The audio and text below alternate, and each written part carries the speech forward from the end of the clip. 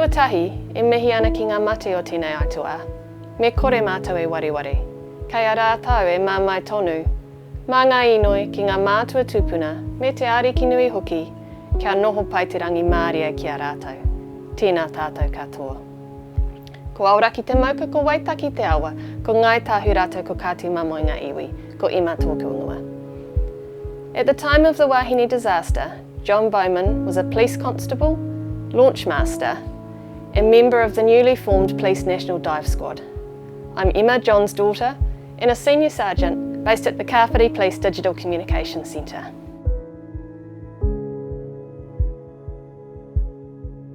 On the 10th of April 1968, Cyclone Giselle was wreaking havoc on the Wellington region as one of the most violent storms on record.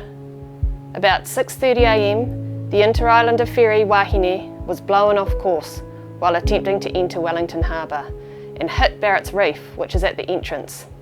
Despite anchors being dropped, the Wahine drifted into Wellington Harbour, finally stopping outside Seatoon Beach. Emergency services were already stretched dealing with the effects of the storm, but nothing would compare to what soon became one of New Zealand's worst maritime disasters. Around midday, John and his colleague, Constable Paul Doggett, answered the harbour master's call for 2 strong swimmers to help transport water pumps out to the struggling Wahine on the pilot vessel Arahina. There were a small number of other emergency service personnel also on board to help with the pumps. En route to the Wahine, the call had come on the fate of the ship. She's over. Pumps were forgotten, and now John and Paul were needed for another reason. As they got nearer to the Wahine, they could see people floating in lifeboats, rafts, and some in the sea in bulky life jackets. The tide was propelling them across towards the rocky coastline of Eastbourne.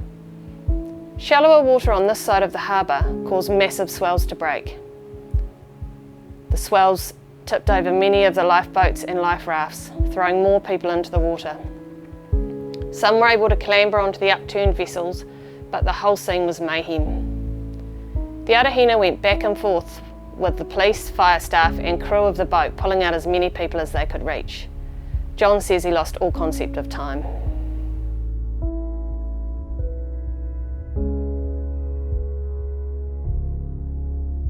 So now I'm here with my dad John, who retired in the year 2000, wasn't it? After 2000, yep. 35 years in the police.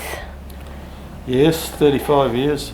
Finished up at the police college as an inspector, but I was on a launch for 4 or 5 years and into the dive squad at that point in time too. And how long had you been in the police before you were launch master? Because you were quite young. I was 21 actually when I was driving the launch. Which one's you? The one up here? Is it the one bending down or the one standing up? No, on this one up here. On the... I'm standing up. And those waves, when we got on the boat, were coming right up to where the line is around it. And they're the regulators we use. And there's the dive fins we used. So how many people did you rescue that day? I don't know really. We lost all concept of time because there was just bodies everywhere. When I say bodies, live people in the water. And we were just back and forward. Paul and I were working in together because those Board of Trade life jackets are big heavy things, and all the clothing of the people was sodden, so we just pulled them out and threw them on board. With all of us working, I think we managed to get about 51 people onto the boat, but I missed one. I had a young guy's arm about to pull him up, and the skipper had to gun the boat. There was a massive big wave coming. And of course I couldn't hold him once the boat got underway, and I had to let him go, and that's still with me. Were you tempted to jump in and go after him? Yeah. I had my wetsuit on. I don't know why I put that on before I went out, but I just completed my dive course in the Navy, so I could have easily got to shore, but then I had more people to pull out of the water, so it was sacrifice one for probably 10 more.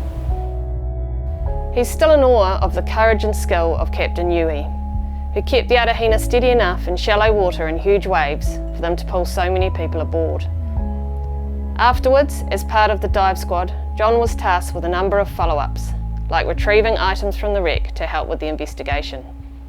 2 medals were presented to Wellington Police and 2 to Auckland to recognise the national significance of the tragedy. While no individuals were presented with medals, Constable John Bowman is one of the many involved in the response who deserves to be acknowledged.